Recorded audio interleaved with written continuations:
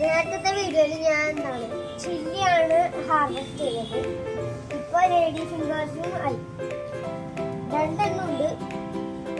അപ്പൊ ഹാർവെസ്റ്റ് ചെയ്യാം. ഫസ്റ്റ് തന്നെ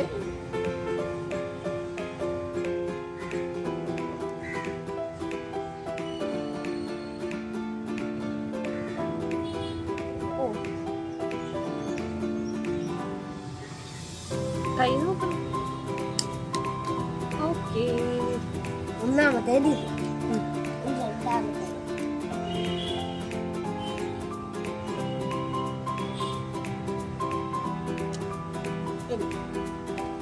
ഇത് രണ്ടാണ് ഡൈസ് കിട്ടിയത്. വാവ്.